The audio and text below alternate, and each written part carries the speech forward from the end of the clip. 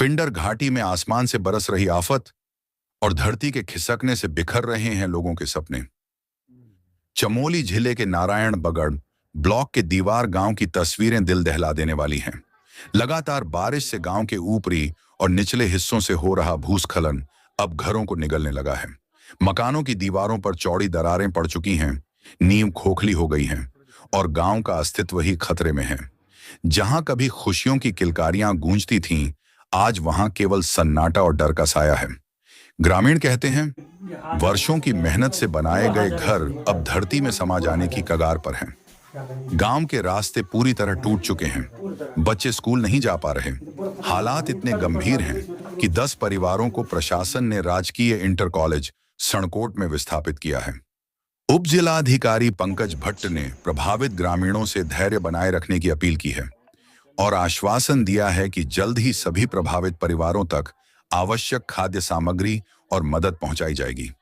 पिंडर घाटी के गांव अब अस्तित्व की लड़ाई लड़ रहे हैं।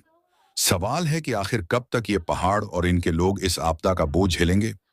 मैं हूं ग्राम पंचायत सिमली के दीवार तोक में और यहां पर विगत 26 तारीख रात को आई भीषण बारिश के कारण गांव के नीचे लगातार भूस्खलन होने से पूरे गांव में दरारें आ गई हैं, जिसके कारण प्रशासन द्वारा ग्राम पंचायत के लगभग 10 से 12 परिवार को यहां से 4 किलोमीटर दूर, ये कौन सा गांव है, सणकोट गांव में शिफ्ट कर दिया गया है राजकीय इंटर कॉलेज में। हम जानते हैं यहाँ के लोगों से यहाँ की समस्याओं के बारे में। ये आपका नाम?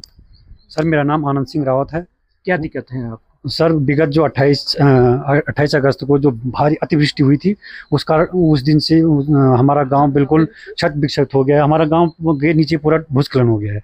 गांव के नीचे पूरे मकान में दरारें, गांव में सारी दरारें आ गई हैं और गांव बिल्कुल अपने मतलब जो अस्तित्व है वो खोने में है। और ऊपर भी दरारें आ गई हैं, नीचे भी पूरी मकान टूटने वाले हैं और मतलब रास्ता भी, रोड में जाने का रास्ता बिल्कुल नहीं है। अभी आप लोग कहाँ रहते हैं? हम लोग यहाँ दीवार में रहते हैं। हाँ। और सनकोट में गए हम परसों बिस्तर बोझ जाएगा, खूब बोझ जो कभी बिल के भालो डर ले बहुत ज्यादा हम बोल के मसाने भी डर लागे नहीं और उन बोल के मसा पुई दिल बोल तुम जान भी बोल ये ना बोल और जुनका भी बिल का भालू दूध डर मसाने दूध डर और तब स्कूल में जाएगा या वो जुनको गाल लट भी हम धर सोल्टी पुंदरी और तब हमें फोटो खींचे तो हमें फोटो गिर धर के बिस्तर वाके चाजी।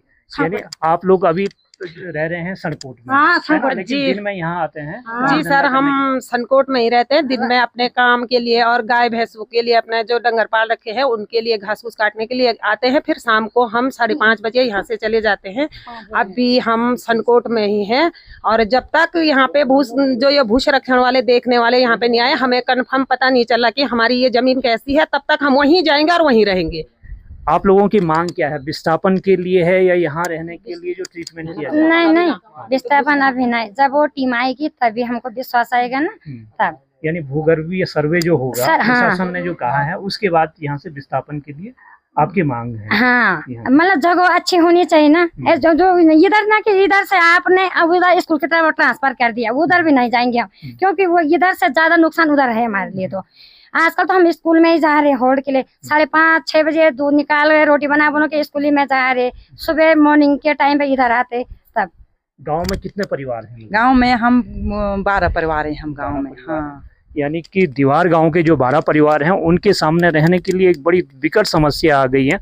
अगर बारिश बंद नहीं होती है तो नीचे जो भू कटाव है उसके कारण लगातार गांव के जो मकान हैं उनमें दरारें आ रही हैं। गांव का ऊपरी जो क्षेत्र है वहां पर पूरा भू धसाव हो रहा है, जिससे ये संभावना जताई जा रही है जो ऊपरी क्षेत्र है वहां पर अगर पानी बढ़ता है तो पूरा गांव स्लाइडिंग जोन बन करके नीचे आ जाएगा, जिसके कारण लोगों की मांग है। बीच में प्रशासन की टीम आई थी, उन्होंने मांग की है कि गांव का विस्थापन किया जाए, लेकिन ऐसी जगह पे किया जाए जो सही हो, सुरक्षित हो, ताकि वे अपने गांव को छोड़ करके दूसरी जगह जा पाए।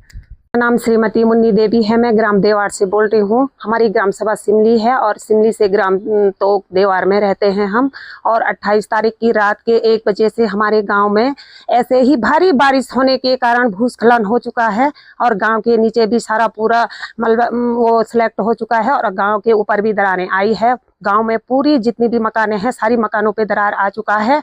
और गांव की जितनी महिलाएं हैं यहाँ गांव दिन में अपना काम करने के लिए गांव में आते हैं। खेती बाड़ी तो हमारी सारी चलेगी, आने जाने का हमारा कोई रास्ता नहीं है जो कि हम आ जा पाए इधर, और हमें टाइम से जाना पड़ता है। यहाँ से 3-4 किलोमीटर सनकोट की इंटर कॉलेज में हमारी व्यवस्थाएं हुई है, और इस दौरान हमें शाम के टाइम अपना खाना पीना जो भी है हमें वहीं दूसरे के गांव में जाके रहना पड़ता है, और हम अपने गाय भैंसों के लिए दिन में यहाँ पे आके अपना घास फूस काट के चले जाते हैं। और फिर से हमारा इंटर कॉलेज है यहाँ से 7 किलोमीटर असेट सिमली में, तो उन बच्चों की कोई सुविधा नहीं है, आने जाने के उनकी कोई सुविधाएं नहीं है, और वो आजकल जब से 28 तारीख से ये बारिश हुई है उस दिन से घर पे पड़े हैं। और जो यहाँ 3 किलोमीटर स्कूल है हमारा हाई स्कूल तक का, वहाँ के बच्चे भी इस बारिश के कारण स्कूल नहीं जा पा रहे हैं। मेरा नाम सुमन बुटोला, ग्राम दीवार। हम हैं ग्राम सभा सिमली के तोप में रहने वाले हैं, दीवार गांव में।